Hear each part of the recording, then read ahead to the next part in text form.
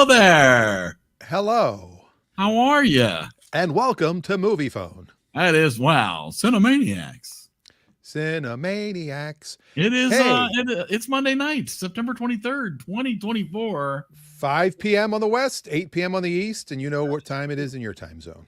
And this would be episode 4 Of this. Yeah. of Cinemaniacs. But how many episodes is it total of everything we've done since the beginning of you know, if you rename the show, you can't do those kind of math. That math doesn't work anymore. It's a brand new show. It's a brand new time to gather together. This is Cinemaniacs. This is the book club for movies. This is the time once a week we all watch a movie during the week. We get together, we talk about the movie, share our thoughts, things that we liked, things we didn't like, things that we thought were done well. And it's the show that everybody gets to join in any way you want. We record this every Monday night live. You can join us here at EriDanLive.com. You can either be on the show, you can leave comments on the YouTube and Twitch and Facebook. I just nod. Very good for audio. It is really good for audio. That is true. So if you're listening to this, that rattling sound that you hear is Dan nodding his head. That's my brain. Yeah. But the good thing is we're live on Facebook on the EriDan channel. Also, we're still on my two Facebook channels. MyTube pages. Is that MyTube? Did you call it MyTube? No, my two Facebook channels. And we're on the EriDan YouTube channel. And we're on Twitch. So you have multiple places to find us live, and then you can also go back and watch the pre-recorded or listen to it or whatever. Right, exactly. There's so many ways to be a part of this. And typically we bring in the person who chose the movie, but you're already here. It's me. Yeah, how about that? You're already here to talk about our movie for this week, 1977's Annie Hall, Woody Allen, Diane Keaton. Dan, why did you choose this movie for us all to be entertained? Okay, so the whole Woody Allen thing that went down during the Me Too movement was part of me really realizing that artists are flawed, and there can be issues with the artist, but their art lives on forever. The fact that you can't watch the Cosby Show anymore is kind of ridiculous to me. They still air it a lot. Where? For a while there it was. Oh, I thought they just stopped it. But so you're keeping all your P. Diddy records, is what you're saying. No, P. Diddy is a piece of shit. But I don't like any of his art anyway. But like, you know, if I could find the Bill Cosby album that was the first album I ever had, I would probably buy it. Like if I was in a record store and I saw it, I forget which one it was, but if I saw the picture of all his albums, I could remember it very easily. That's probably what inspired me a lot to get into comedy. And Woody Allen, well, Woody Allen definitely inspired a lot of. Did you really just choose this so you could do your 3-second impersonation? Yes. It inspired a lot of my comedy timing and sensibility. Watching Woody Allen movies. I've seen this multiple times. And it's an interesting style of shooting, and it's the first time he worked with a cinematographer that he that had a good relationship with. There's just a lot about this movie that really is, I think, a turning point in comedy. And you know, I'm looking forward to hearing what other people have to say about it. But for the cold opening of my comedy special, I did use the cold opening. Always a chance to plug. I'm turning into Gene Simmons with my brought to you in part by. You know, you can get the Kiss Dan Rosenberg comedy special available on YouTube. Just go to danrosenberg.com. But when I did the opening, I did basically an homage to the opening of this movie. And you did 4 minutes of credits? No, I'm kidding. No, we didn't do the credits. We should have done the credits. Scott and I can talk about that when he comes on. But I really thought, you know, talking to the screen for a few minutes would be an interesting way to go. And I realized in my office, my walls are the exact same color as the background of his wall. Similar. That is true. So I wouldn't need a green screen. And if I would have had the right jacket, I probably would have worn like a sport coat with a a red shirt under it, but I chose just to go with the t-shirt he was wearing underneath, a gray t-shirt. So, and the glasses, we even got the reflection of the light. We put the light in the same spot, so it would reflect off my glasses. Yeah. So that's why I like this movie. And I think it is a movie that a lot of people will not like, because a lot of people don't like Woody Allen. It's not a laugh a mile a minute. There's a lot of fourth wall breaking, and some people don't like that. I love that. And there's a lot of stuff going on in the imagination. Let's bring in Dave and Scott, who are patiently waiting in the green room here. Yeah, we've just been hanging out together. Yeah, that's good. I mean, Dan covered it all, so we can just move on. It's okay. All right, great. Thank you very much. So what did you think, Eric? What did I think? Well, thank you for asking, Dan. I mean, I see you have Jeff Goldblum's one line up on the screen there. I forgot my mantra. That's my favorite part of the entire movie.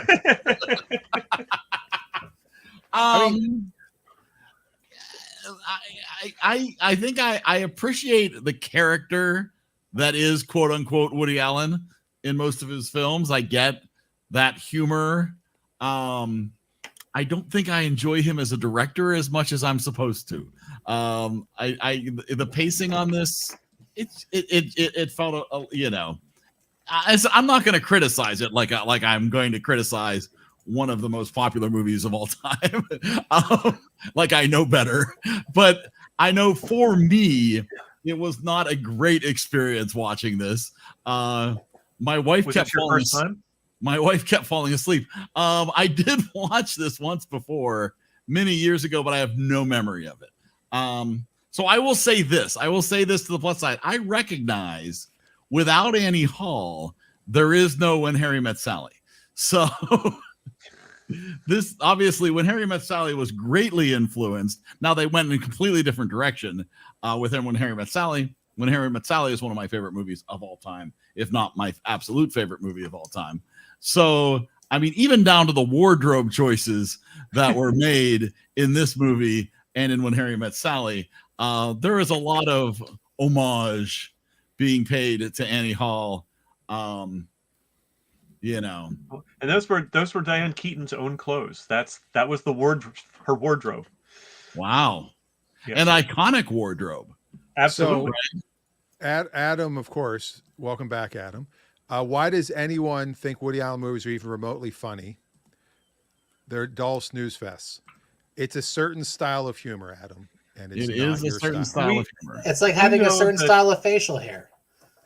Yeah, why does anyone have a beard that big? I can't find it. We know from prior shows that Adam is not someone who typically appreciates slice of life type movies, where you're taking a year or a month or 5 years out of someone's life and just sort of portraying scenes from it.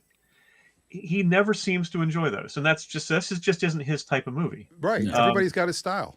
There's nothing right or wrong. That's why we talk about movies. And I will say the dialogue in this movie is so fast. Like you really do have to be paying attention so much because it is. Dan had mentioned to me earlier today how Woody Allen didn't do a lot of takes, right? And it's clear that it's like they run through these scenes and they run them and people talk as fast as they talk in normal life, and there is no slowing down for cinematic reasons, right? Like it's taken the way it's taken and it's meant to be quick and it's meant to be fast. But it does mean if you're only half watching, you're going to miss a ton of dialogue. Well, here's what happened was that Woody Allen saw Ben-Hur and said, "I'm not doing a movie that long." Well, the first cut of this was like 2:20. But here's what's interesting. They did a study. The average film in 1977 had an average shot length of 4 to 7 seconds. This one is 14 and a half seconds. Mm-hmm. So each shot is much longer than usual. Interesting. And they also shot in varying styles because they went to California. So it was more hot golden light in California, more gray overcast when they were in New York.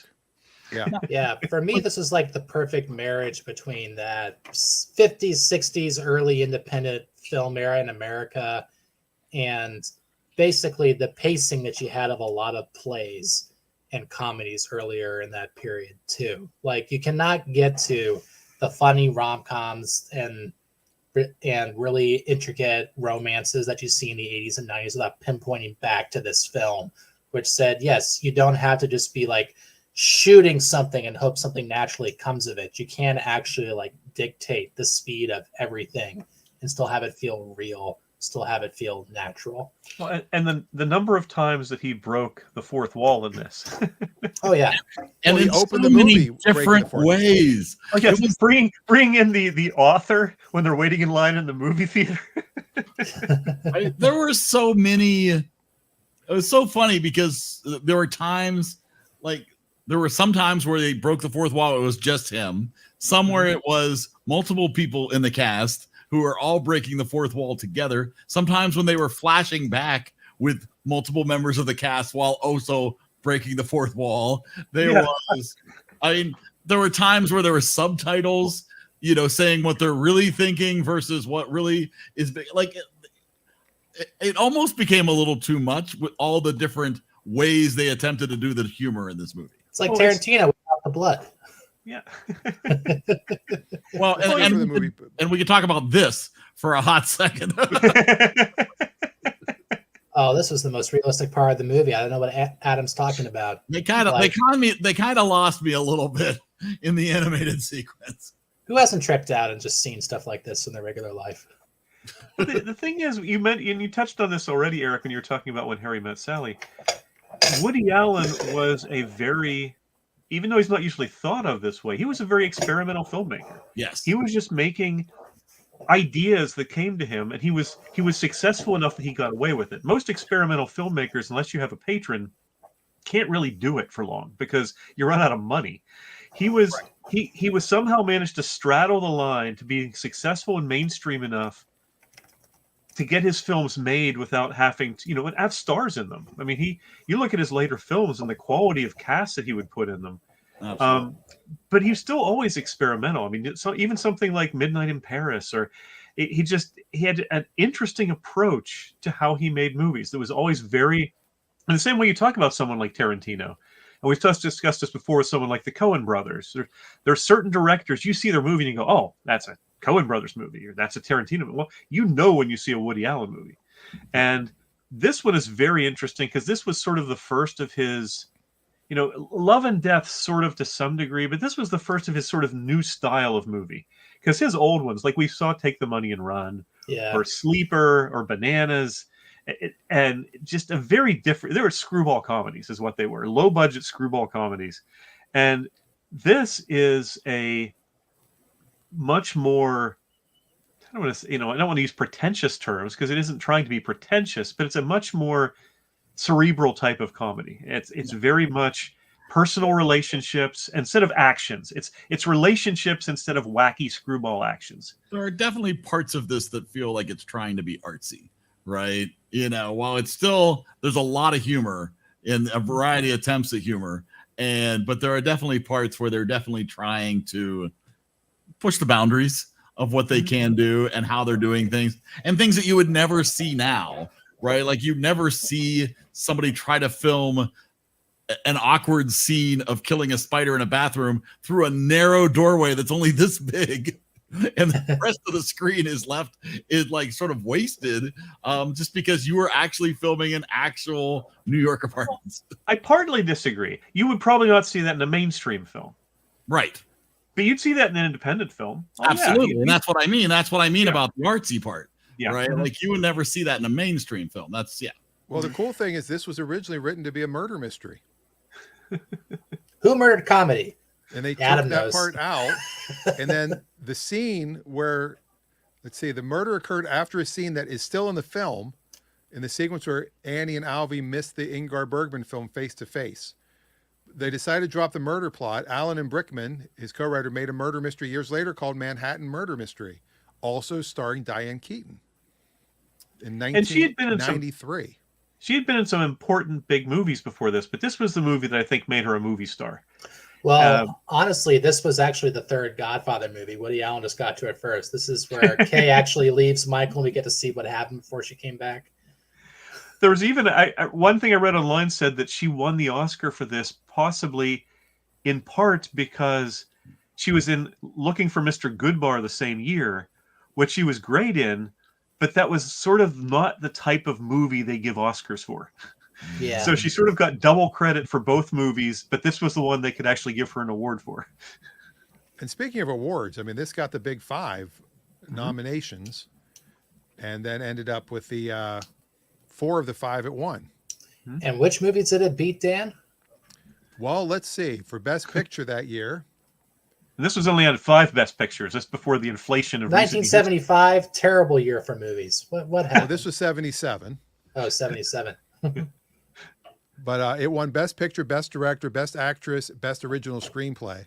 Wow. And I believe Woody was also nominated for Best I believe Actor. he was as well, yes. He did not win the nomination, though. But he wouldn't have come anyway. His cinematographer, who had not really done comedy, let me find the name here because I lost it. Gordon Willis.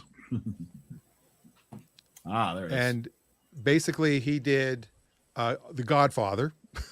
The what? Little film called The Godfather. He did. Then he went on to do 8 Woody Allen films after this.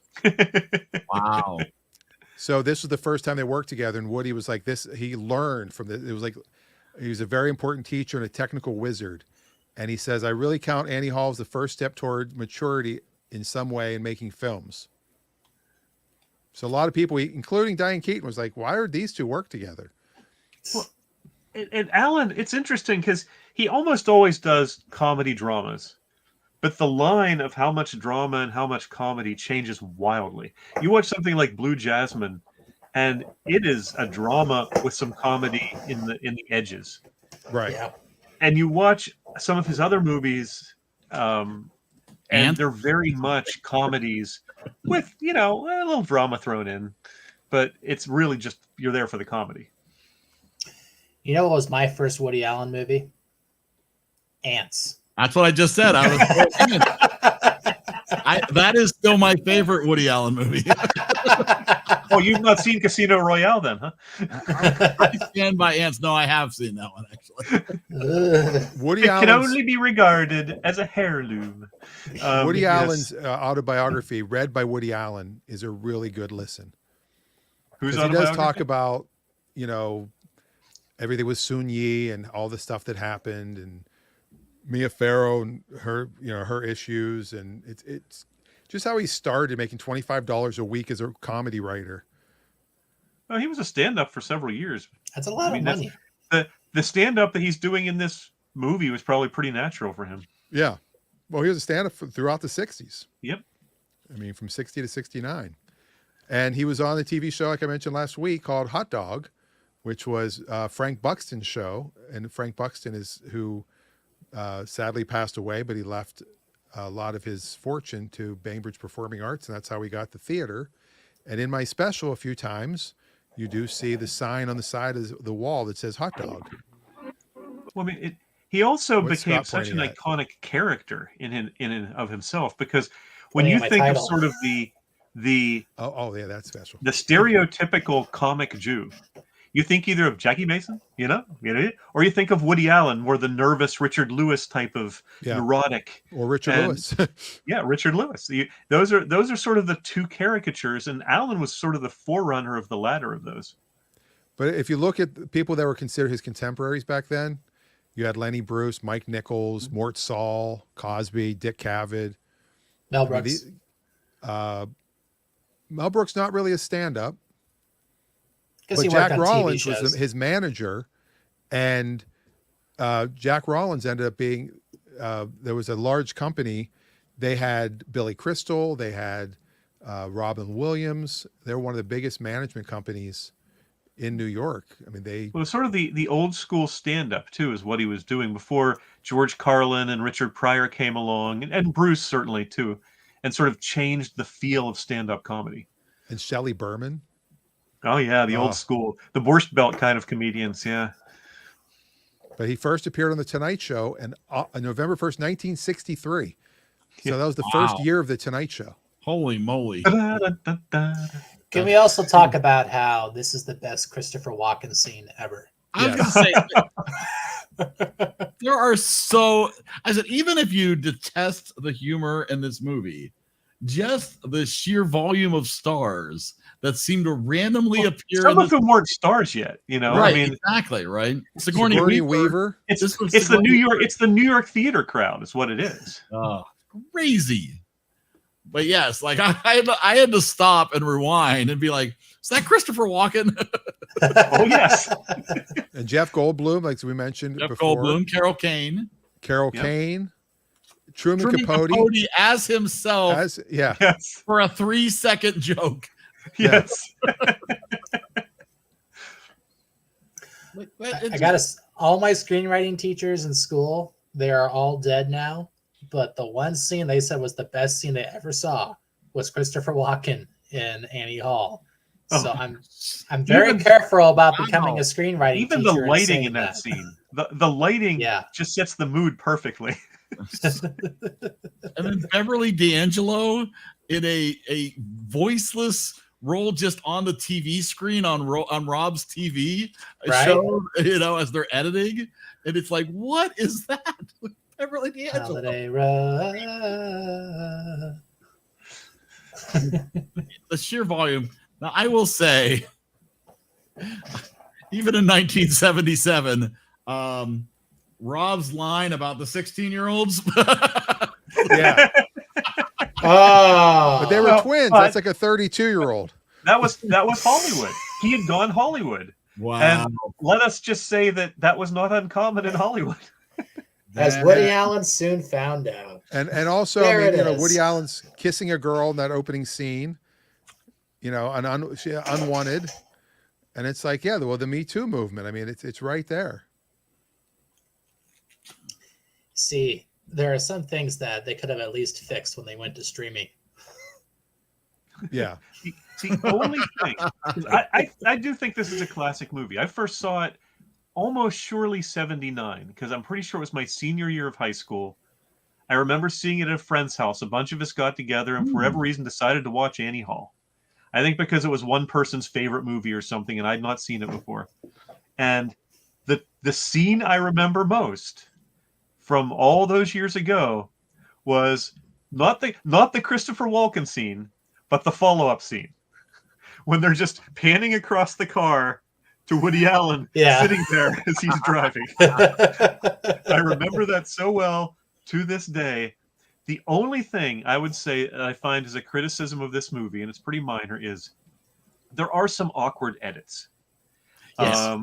There are definitely some times when it switches from one scene to the next so suddenly it takes you a second or two to sort of adjust what you're watching. Yeah. Well, and especially towards the beginning, you are time hopping a little bit.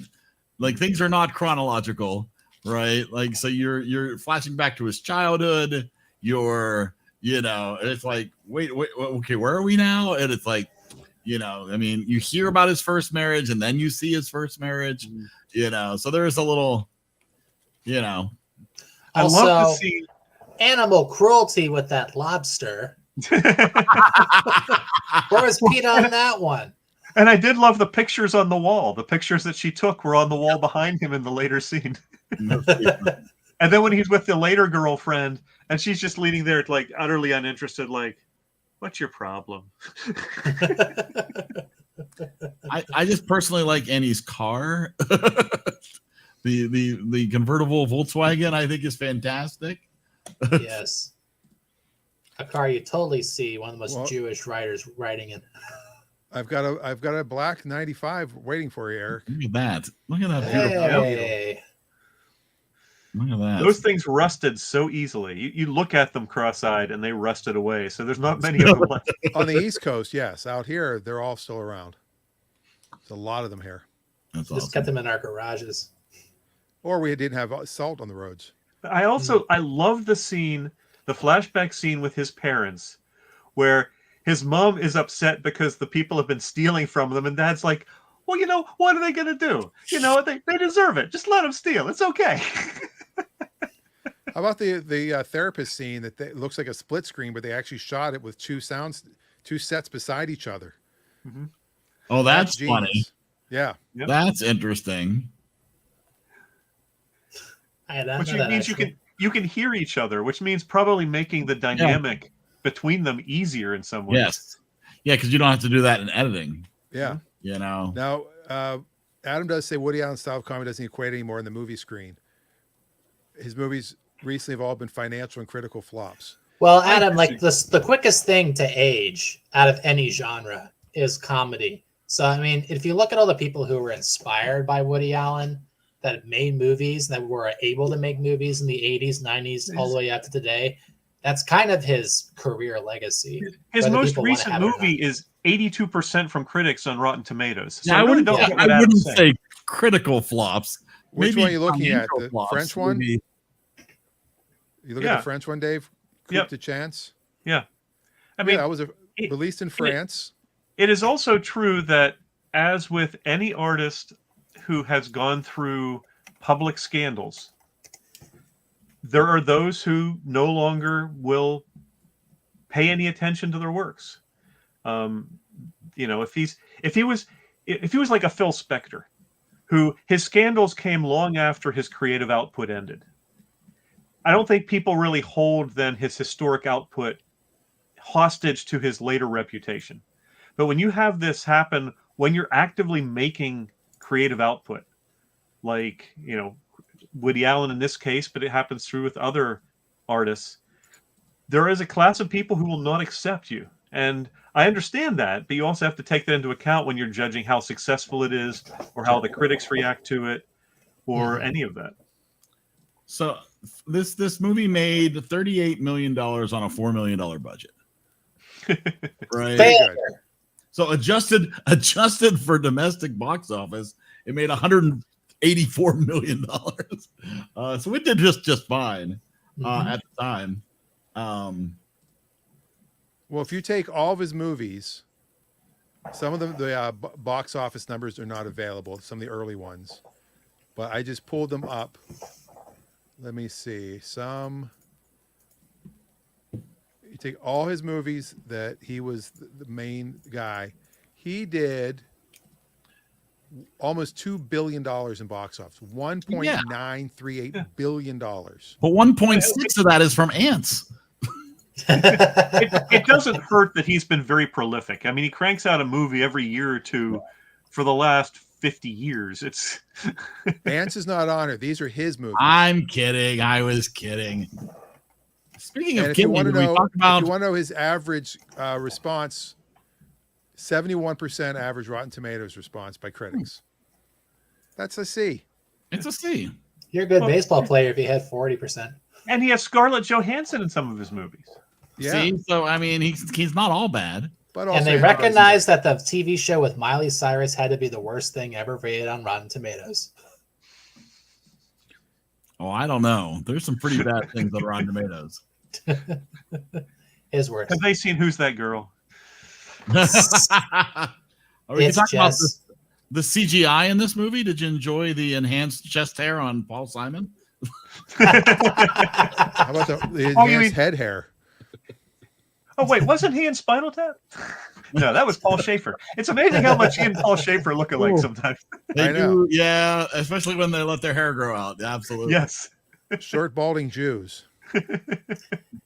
Short, balding Jewish musician, yeah. Joe Pesci without hair. I mean, Sleeper is 100%. Love and Death is 100%. Annie Hall, 97%. So obviously his peak. Everything you want to know about the 70s into early 80s was definitely his peak. Yeah, no Manhattan, 94%. But he was still, I mean, you know, Blue Jasmine got a lot of notice, and that was in 2013. It wasn't that long ago. Well, 80s was the year of parody, 90s was the year of raunch, 2000s was the year of ensemble. Oh, I take it back. Ants is on here. It's 171 million of that. Well, Blue Jasmine was 2013. It was nominated for Best Actress, Best Supporting Actress, and Best Original Screenplay. Yeah, and you know, they say that filmmakers and certain decades are influenced by the decade that came 30 years prior. That's right around where he was. So his content aged so well that it became good again, and then it fell off again. I mean, I think he has cemented his place in history despite being canceled. You know, I think, you know. Well, so did Genghis Khan. I mean, at this day and age where, there are still people out there listening to R. Kelly, Michael Jackson, P. Diddy. And I'll also say, and this might be controversial, so I'll try to state it in a way that is not. All right. You won't believe number 5. No, go ahead. As Mr. Beast says. Oh, God. The Woody Allen scandals are personal family scandals. Phil Spector killed someone. Harvey Weinstein, and I mean, some of these people were serial offenders over decades of vulnerable young women, right? And did heinous things. What Allen did, I'm not going to try to defend, but it's a family drama ultimately. And it's not to the same scale, which I think is partly why he hasn't been as fully canceled as some of these people have been. So not all scandals are to the same level. He didn't drug women like Bill Cosby did. Well, you have the Jello pudding pop where you put a little bit of roofie into pudding pop. You see. Next week, Leonard 6. I should have a softball here just so I can literally throw it up for Dan. Well, I mean, most people like the Beatles still, even though it was very clear that John Lennon was not a great dad. Oh, they even wrote songs about it. He was a great dad to Sean. In 2009, he did a movie I really liked, but it did at 50% and only did $35 million. Whatever Works with Larry David. Mm-hmm. That was a half decent movie, and to see Larry David doing a Woody Allen movie was just amazing. I had no idea. Was he the decent? Now, here's what Adam says: what he did was pretty sick. Okay, if you listen to his book, here's the thing: Soon Yi wasn't even his stepdaughter. Soon Yi was an adopted daughter of Mia Farrow from her previous marriage with Andre Previn. That's why her name is Soon Yi Previn. And they've been married for 30 years now. And they've got multiple children, and it's not like he just raped her or something. Like, that's horrible. You also get a very different story from Woody and Soon Yi than you get from Mia and Ronan and from some of the others involved. So this is not a clear-cut situation. Right. And Ronan is obviously Frank Sinatra's kid. It's very obvious when you look at his picture. He is not Woody Allen's kid. But Mia or Soon Yi is older than me. Like, she's not. I mean, Woody, is 88, so there's 30 years difference. But it's not like she's in her 20s still. Like, people think of her as a super young little child. And again, not justifying it, but it's not as gross as has been defending Woody Allen. Well, it's not as gross as Bill Cosby or P. Diddy or Harvey Weinstein. That's the point Max was making, and I agree with him. Dan is a comedian. He's finding the line. That's what a comedian does. And again, you can hate the artist and still like their art. It's true. That's true. I mean, our country was founded by slave owners. We can still love our country. I'm a big Van Morrison fan, and the guy is a major jerk. You can still listen. Did you say that our country was founded by slave owners? You can still like slavery? No, our country. Don't put words in my mouth. Wow. Hey, there's a guy running for governor that feels that way. So. That's true. The you Black really Nazi. won't believe number 5. It's terrible. No, well, the word slave comes from Slav. Jerry likes them young as well. Oh, I thought he meant young like Seinfeld. I think Seinfeld's not that young. Oh, he used to be. Seinfeld's wife is like 18, 20 years younger than him, and he did date a girl that was like 17 when he was at his peak. But it was legal in that state. A lot of successful men and some successful women, when you get successful enough that you can attract women younger, including an ex-president, they will often do that. Yeah. It's not uncommon. Trump trades him in every 20 years. Gets the newer, younger model. I think he's done. Wow. I don't think he's got any more trading in going on. I don't know. I think you really won't believe number 5. Since Ivanka's off the table anyway. How many of our 5 subscribers have we lost in the last 15 minutes? Yeah, the top 5 most shocking moments while reviewing Annie Hall. That's why this might be edited before it goes up for permanent archival. So the bottom line is this is a great movie. It's a turning point, I think, in comedy movies. And at some point, Scott and I will be doing a film, and we will use some technique from this movie. I mean, this is one of the probably top 10 or 20 most influential movies, certainly of the 20th century. I mean, I'm not sure what you'd call in the 21st century because it's too early to tell, but it just influenced so many different type of movies that came after it, both in style, in writing, in theme, in just approach to filmmaking, that you can't underestimate its influence. Even if you're not a big fan of the movie, the influence is strong. Yes, I will totally concede to that. You know, like the most important movie in terms of film narrative, despite the fact that's one of the most racist things ever made, is Birth of a Nation. It gave us the close-up. It gave us so many different things. Awful movie in terms of the narrative, but it's just, we're going to have movies that are pillars to our style. And you're like comparing it to Annie Hall. That's not right? It's perfect. Wow. Too bad I didn't have a hood to pull down over my head. There are just people and movies you can't do shit about, and you know what? It is what it is. Apparently that "Are we driving through plutonium" line was improvised because Woody Allen did not realize he was going to pull this hood down in the scene.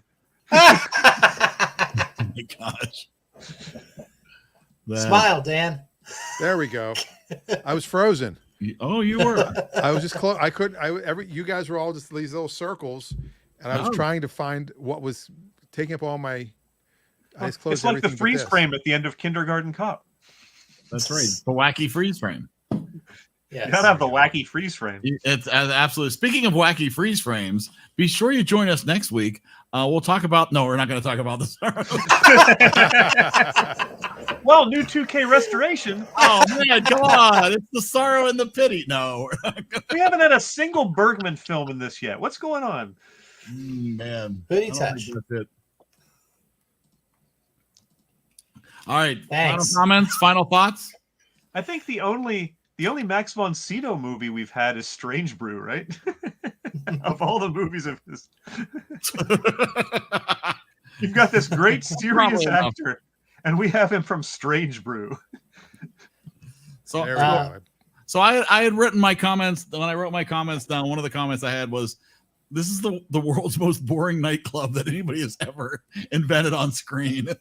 It's like, oh my God. It's like, what is going on in this nightclub? It's like, yeah, come in and get a drink and fall asleep instantly to the super sad slow music that's playing in this nightclub.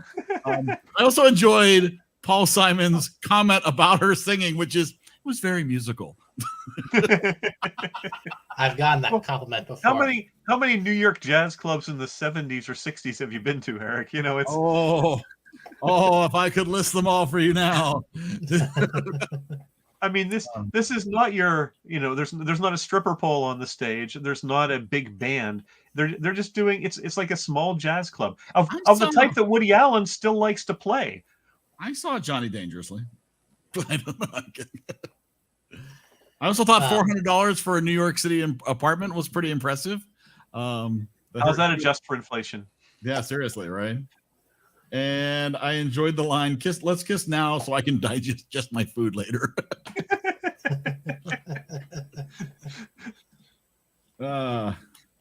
Anybody have other comments, suggestions, things they'd like to discuss? I think just going back to Adam's comment too about he groomed his stepdaughter. I believe she was already out of the house even by the time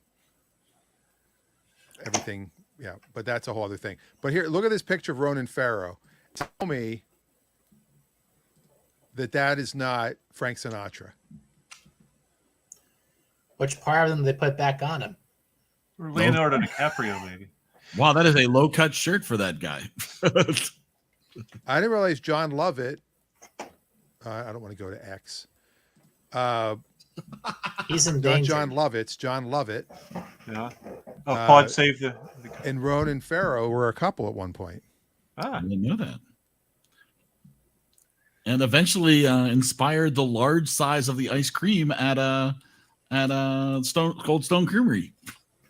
And I believe you referenced, Scott, was it last week, that this was one of the shortest or the shortest ever to win Best Picture? Because Marty, which is the actual 2 minutes shorter Best Picture winner, the only one to be shorter, has been on my list to pick for a good 2 years now, and I just haven't found the right time to pick it. Because I know some people find it incredibly boring, but it's one of my favorite movies. Well, let's see what people in Marty did. Marty, run for it, Marty. It's my favorite movie, Back to the Future. That's crazy.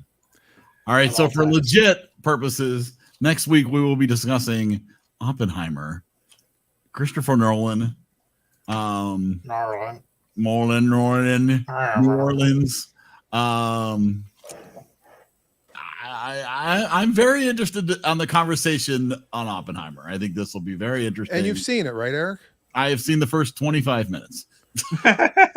Wow. Hey, Adam, if you like talking about Woody Allen's love life, just wait till you get into this. You picked it, brother. Yeah, there's some steamy scenes in it. Mm-hmm. Oh, it's steamy. And where is that streaming? We looked this up before. Amazon Prime. There you go. Yes. Amazon Prime. Check out Oppenheimer. I did also like the mashing of the liberal and conservative magazines, Dissent and Commentary, into Dysentery. That was a good line. I will have my name drops ready for that movie. I'm sure Dan will too. All right. Are we ready to move on to some local girl too that I know? Oh. We ready for some recommendations? Yes. Let's do it.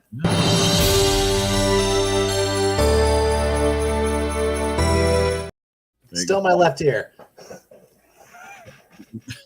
I thought it was my left foot. All right, so this is an opportunity for people to share things they would recommend that they have watched in the relative recent past that they would like to share with the world. So what you got, people? Well, I'll mention one that I hadn't planned. This is purely off the cuff. Ooh. But when you mentioned, Eric, two things. One thing you mentioned this week and one thing you mentioned many moons ago, which is you talked about the rapid-fire dialogue in Annie Hall. Yes. And I know that you watched and enjoyed one or two Cary Grant movies back after we watched Gunga Din. Yeah. If you've never seen His Girl Friday, directed by the great Howard Hawks, it has some of the most rapid-fire dialogue you have ever seen in a movie. Interesting. Rosalind Russell and Cary Grant are talking over each other for so much of the movie. And it is just absolutely rapid fire. It just really flies, and I think you would enjoy it. And currently playing on Amazon Prime. And 1 hour and 32 minutes, nice and short. That's not bad. I've never watched His Girl Friday. I don't believe it's a somewhat rewrite of a very well known The Front Page, a very well known play that has been filmed several times, but this is probably the most successful version. Interesting. No, I was unfamiliar with His Girl Friday. That is from 1940. Yep, nice and old. That's a nice old one. Well, I'm looking at Halloween movies because I have the double feature. Oh. And I've been jumping all over, wondering, how bloody can I get? How psychological can I get? Because there's people who like gory movies, people who like, scary movies. Fear. Yeah, there's one that is an honorable mention that I almost picked, but I had to pick a different movie for the long suspenseful one. This is the movie that invented the psychological horror film. Have you ever seen a movie where they're like trying to rub with you and think about, okay, is this a real thing that's happening? Is it in their head? Robert Wise's Robert Wise, A Haunting. A Haunting. Yes, there is a awful remake by the guy who did Twister.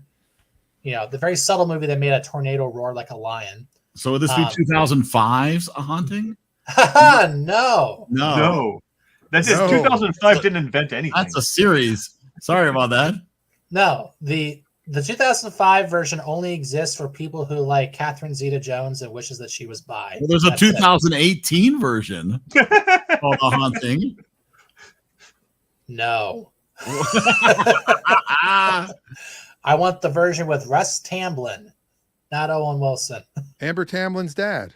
That's right. Now it's Tamblyn.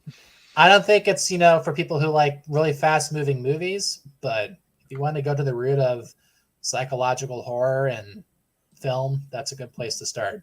The other good place to start. What year would you say this is? 1963. 3? Wow. 3 it looks like, yeah. Because I was thinking, actually, when you said psychological horror, I was thinking Cape Fear, which are from 62, which is not quite the same level of you don't know what's real and what's not, but it is sort of like a, how close to the line can you get tormenting someone before you cross that line? And right. Fun fact about that movie, Martin Scorsese turned down Schindler's List so he can make Cape Fear. The remake of Cape Fear. Yes. Which is North Carolina is where that was shot. Wilmington, North Carolina, if I'm not mistaken. The original Robert Mitchum, Gregory Peck version, though, is 100%. De Niro is excellent. Don't get me wrong. It's one of the few remakes that I think is at least in the same ballpark as the original, but I still prefer the original quite a bit. Well, hey, if you want to see the wrestling version, check out Bray Wyatt in WWE. Rest in peace. Well, I mentioned before I was watching Newsroom, so I won't talk about that. But also, Only Murders in the Building, I think, is fantastic this season. So far, every season's been great. I mean, it really has not had a downturn. Plus, I just want to show the other thing I've been watching of just to get it out there. Whoa! Look at that movie poster right on IMDb. Wow. That's Dan Rosenberg is Dan Rosenberg in finger quotes, written by Dan Rosenberg. No, he's starring Dan Rosenberg. Written by Dan Rosenberg. It's a little Dan Rosenberg, the T-shirt. So we will have merch up on Spaceballs reference. There will be new merch up on the site soon, but that's all. Always have to give the plug. I am turning to Gene Simmons. You are a little every interview. We've got the Kiss. You're also sort of listing to the side. We've got the Kiss condoms available. We've got the Kiss. Wow. The Kiss coffin. Don't bring up Kiss condoms after we talk about a Woody Allen movie. Oh man. Oh, why? The man's 88. He's not using those anymore. All right, here comes a recommendation from Adam. I watched a movie on the plane called The Land of Saints and Sinners. Never heard of it. Didn't know anything about it, but it's really good. Never heard of it. Never heard of it either. I know nothing about this movie. What kind of plane were you on? I always thought those lanes were separate. 2023. Yeah, this is relatively. Liam Neeson. Liam Neeson. I have a feeling somebody's taken something that belongs to him. There's some justice that needs to be meted out. That's right, exactly. I actually do like that Liam Neeson plane movie that he did.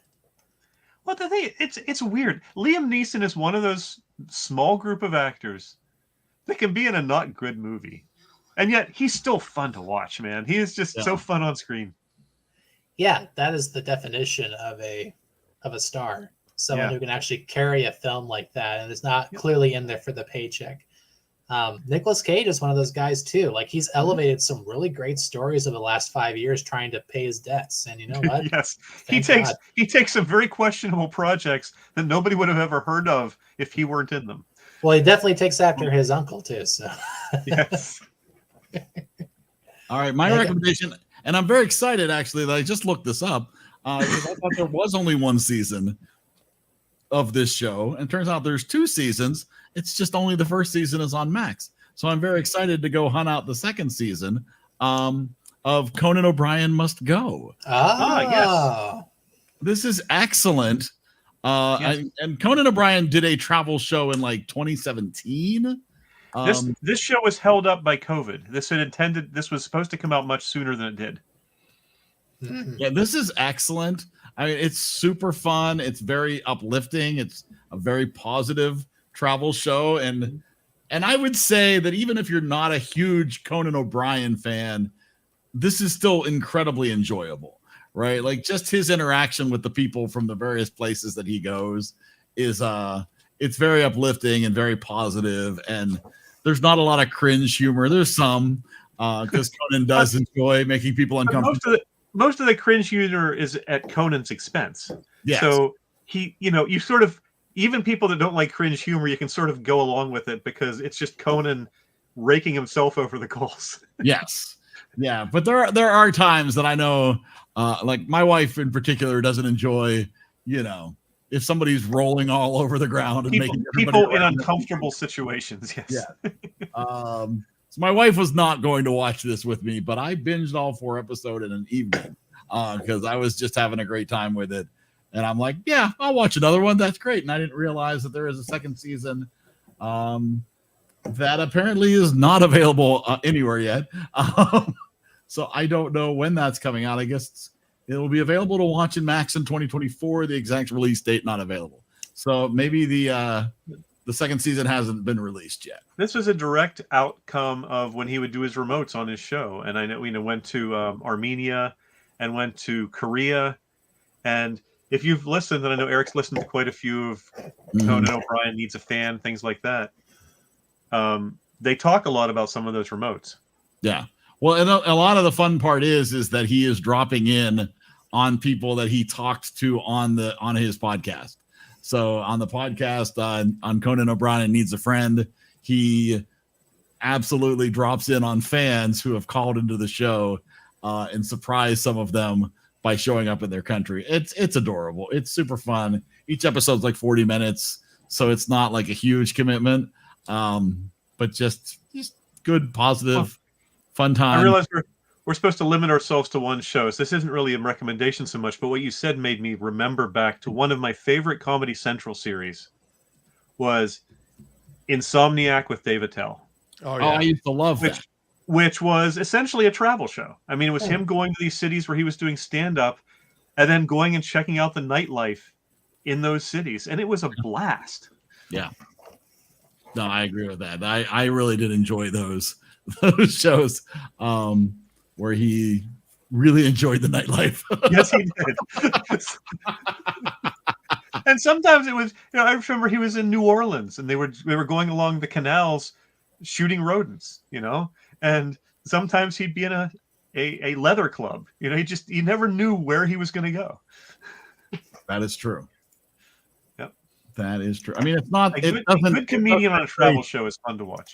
It doesn't equate to the Maria Menounos travel show that she used to have on E! And Michael Palin's done some great travel shows too. I was trying to remember what the name of the travel show that Maria Menounos used to do. It was called Movie on the Road. It was not. It's called Movie, Moov, because he's moving. Oh, and it's with cows. Movie. Boy, that's really going to bother me. Moving. It doesn't matter. So you don't have to. Obviously, you're not telling us yet, Scott. But have you been successfully able to narrow down to your 2 movies? Or are you still looking? I actually have. I have one that I can confirm for sure. I have not picked my second one yet. Okay, good to hear. We'll look forward to that. Yeah, thank you. I want to pick one that is. Yeah, I want to pick one that is like more traditionally Halloween scary, and one that's a bit more family friendly. That if you don't like suspenseful movies that take their time, you could go after this one instead. So I got the second choice narrowed down to 2, but I can give you my first one if you guys want. A little preview. Oh, that's up to you, but I'd personally save it. Okay, I'll save it then. All right. You can announce the big double feature. I think everybody has to watch Oppenheimer. That's enough of a commitment for 1 week. Yes. I don't want to get people tempted to get ahead of themselves here. But Oppenheimer's such a slow movie. A slow burn? Yes. Slow, long burn. Excellent. Well, anybody have any final comments before we put this thing to bed? I actually liked that movie. It was good. Annie Hall. There you go. Yeah. I liked it too. Choice. I did too. I think this guy's going somewhere. Yeah. Yeah. What's sad is he's 88. Obviously, he's not going to be around forever. And I'm just curious how he'll be when he does pass. How will they handle that? Will he get the accolades for what he's actually done, or will it just be? I don't think it's going to be something that hangs over his head forever. I mean, it's always going to be there as a footnote on his resume, an asterisk. but I don't think it's going to be something that is a Bill Cosby situation where he's pretty much a pariah. But Yeah. what the thing about his whole the court case he went into, everything was dismissed. So like he was never legally found against doing anything. So right. I guess you can look at that. I will bring up one thing at USC. They have a chair that is dedicated and promoted by someone's legacy fund or someone who's currently alive. And there was a chair for censorship, which was basically dedicated to making classes where people learn about the importance of not censoring certain materials and the importance of how people going against censorship has actually grown the kinds of stories that we can tell today, and ultimately continues to shape Hollywood for the better every single time we have one of these little breakthrough periods, like during the 60s. Mm-hmm. And that chair was funded by Hugh Hefner. So remember, everybody has a past. There's nobody more Me Too than Hugh Hefner, the guy who started it all. Like, and you get some, you lose some. And one final thing, tonight's show is pretty much only viewed on YouTube on the EriDan Show channel. So it would all be EriDan next week. So if you happen to watch the recording of this on one of my personal pages, don't. Next week, make sure you find the EriDan channel, right, on YouTube or Twitch or Facebook. EriDan Facebook, EriDan YouTube, EriDan Twitch. If you go to eridanshow.com, it'll redirect you right to our Facebook page. So yes. And if you somehow end up on Dan Rosenberg's YouTube channel, there is something you can do, which is watch the comedy special available at danrosenberg.com. I think you guys will very much enjoy it. It's a veil there. A veil. Oh, you kids and your abbreviations. It's the slang. It's those kids and their slang. And I'll be in Pittsburgh in 3 weeks. He'll be popping off. Dan will be popping off in Pittsburgh. He'll be in the Berg. At least 2 shows, possibly 3. Right on. All right. Well, there you go. How much more information could you possibly need? All right, everybody. Fest. I'm playing the short one. Simmons, get ready, Dan. Buy our merchandise. Get ready to clear out the room quickly. I'm playing the short one. Good night, everybody. We'll see you later. Bye.